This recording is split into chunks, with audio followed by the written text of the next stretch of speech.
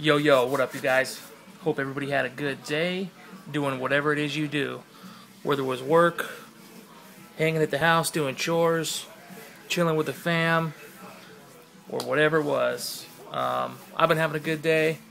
Wanted to make a quick video, quick overview of the DPX HEST 2.0. I've had it for a while, and you saw before in my other video, did a little bit of work to it, just threw that green liner on it. You know, made it look a little bit more pimp. But there's a lot of mixed reviews out there on this knife, so I just wanted to share my opinions and do a quick overview. But first, I wanted to share, I was in the 99-cent store today, and I found these sixlets. And I don't know if you guys even know what sixlets are, but I haven't seen these things made forever. And I used to love these little fuckers. They don't sell them in mainstream markets or, you know, liquor stores anymore. But for some reason, they had them in 7-Eleven, or 7-Eleven, fuck, the 99-cent store. And I bought a shit ton of them, and I've been eating them like crazy. They're so delicious, man. So if you ever see sixlets, go grab them up. Secondly, this is what I've been doing today, just kind of hanging, doing some chores. Started drinking a little bit of vodka, and this is called Pinnacle Whipped. And this shit is tasty. Made in France. You don't even need a chaser for this stuff. It is just really smooth, really tasty.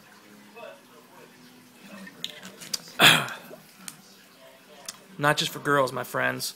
Guys, you can get down and fucking get on the whip train. So, getting to the knife.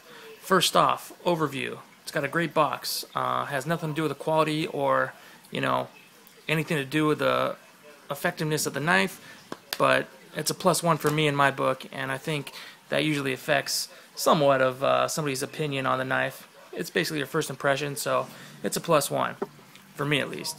It also comes with this little Mr. DP tool, and I gotta say, this is pretty gimmicky, but again, it is kind of cool. You can throw it on your keychain or whatever. I made a little lanyard on it with a skull, but it is the pivot tool adjuster. It's got a, basically this is to adjust the glass breaker on the bottom. You can switch it on out with the pointy one or the smooth one. This is supposed to be a box cutter right here, and like a little pry bar box cutter as well. And it's kind of gimmicky, but whatever. It's kind of cool, so I think I guess another little bit of plus. I did lose it originally, and I called HEST, their San Diego office, and they were super cool on the phone, great customer service. They sent me out a brand new one, like I had it within, I don't know, 2 days, and it was at my door, so super cool, no questions asked. So that was another big plus for the DPX. So let's get on to the knife. I'm not talking about hard use outdoor survival shit with this knife. I'm talking about day-to-day EDCing and why I personally have been digging it. First off, it's got this great G10. It's got the OD green with the black, which I think is a killer combo, one of my favorites. OD green with a stonewashed or just whatever silver steel blade I think looks cool too. So I really like that. I did throw on the green liner, which, you know, I'm digging. Some people might not like that, but I think it's a really classy looking blade. It's got a really great stonewash on it. You can kind of pick that up there. And I think all titanium frame locks should be stonewashed, just because of the pocket wear. Like I have this ZT right here, and you can't really tell because you just can't. There's a good little view. There's so much pocket wear on this thing, and it just makes it look shitty. It makes it look cheaper. So I always like the stonewash. But basically, it's got a D2 blade, which is really good steel, and I've used it quite a bit and hasn't had to sharpen it. It's still got a really sharp edge. I don't have anything to cut in front of me, but take my word for it. And basically, everything on this knife has a double purpose. So that's basically why I think it's a cool knife and a great EDC.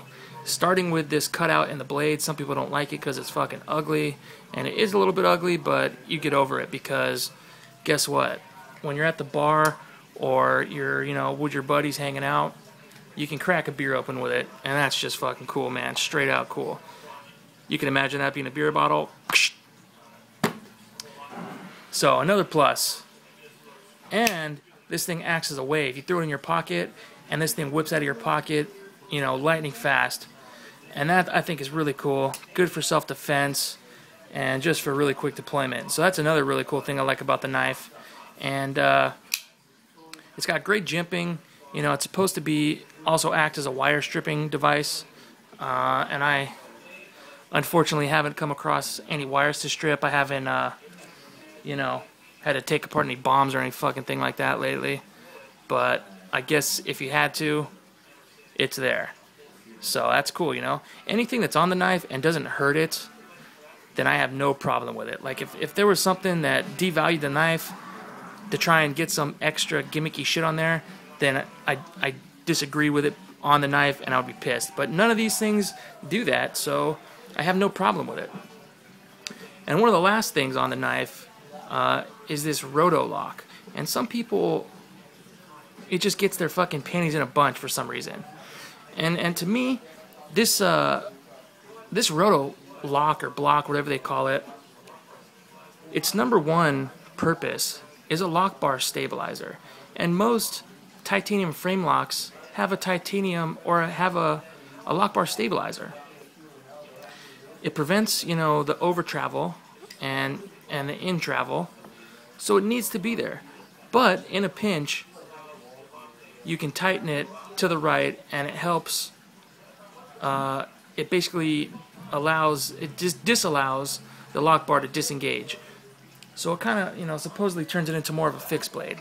And some people just really hate that because they don't ever want to think of a folder being able to be turned as a fixed blade, because it can't. Really, it can't.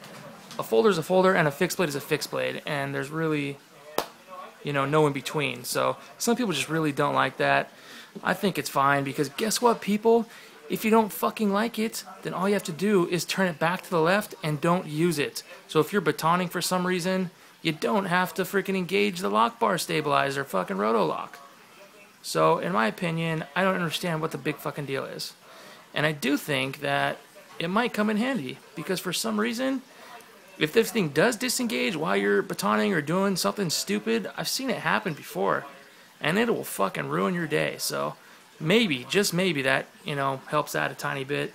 Then why not just use it? But I don't really know, and I don't really care. I don't use it ever, because I don't fucking baton, and I'm not doing any crazy stabbing or anything with it on my daily EDC. So it's on there, and, you know, take it or leave it. I'm fine with it. So these are some of the things that make this a great EDC. It's got great ergos, and it just feels it feels perfect in the hand. It's not too huge. For quick comparison, the vid's getting a little bit long. Stick with me. This is, you know, the 550. You can see it's a lot bigger, a lot beefier knife. A better comparison, if you guys don't have this DPX HEST and want to get an idea, would be this Benchmade Griptilian. Almost exact size handle, pretty much same size blade. This one, of course, has a different shape, but it's got a real similar feel. So if you dig the Griptilian, and most people do, this knife has a similar feel to it, except it's way nicer with the G10. Just another quick knife, the Manix 2, similar handle shape and blade size. So that's another comparison if you guys don't have anything else like that. So that's all I got for you. Hopefully, maybe I changed your view on the knife. It's a great price point. I got this off Blade Forums for under 150 bucks. So for that price, for a titanium frame lock, you can't fucking lose. It's good to have, it's good to carry or throw in your collection. So, you know, if you guys are thinking about the knife but don't want it because you hear all these crazy stories on YouTube about how it fucking sucks and has blade play and blah blah blah, then don't get one. But I think you should try it out and give it a chance. Last but not least, the other complaint is everybody says it does get blade play and that the titanium is super soft and slides over and gets, you know, terrible blade play. Well, guess what, people? There's a quick solution. All you have to do is carbonize it. And if you can't do that yourself, there's plenty of people that do it. And I'll give you one. Jason Browse does it. He's a great custom knife maker, but guess what? He also offers certain things like stonewashing and carbonizing and other small things like that. So and he'll do it for a real cheap price. So, you know, I don't like people complaining about all that stuff. And I'll tell you right now, it is rock solid, bank vault solid. So as an EDC, I recommend you put this in your pocket. It's got a lot of cool features, and you know, as far as the outdoor hard use survival, you know, which is what it's dubbed as, I don't really fucking know. And if I get caught out in the fucking woods and it's the only tool I have, I guarantee you I'll make it fucking work. Whether it gets blade play or not, you know, there's ways around it, and I'll fucking make it work. And I guarantee I would rather have this than fucking nothing. So that's all I gotta say about that. So check out the DPX HEST 2.0. Really great EDC, really great price point, and a pretty good EDC knife all around. So thanks for watching, you guys. If you stuck through to the end, it got a little bit long. I do apologize, but I'm gonna shut the fuck up now and let you get on with your day. Thanks a lot. See you next time.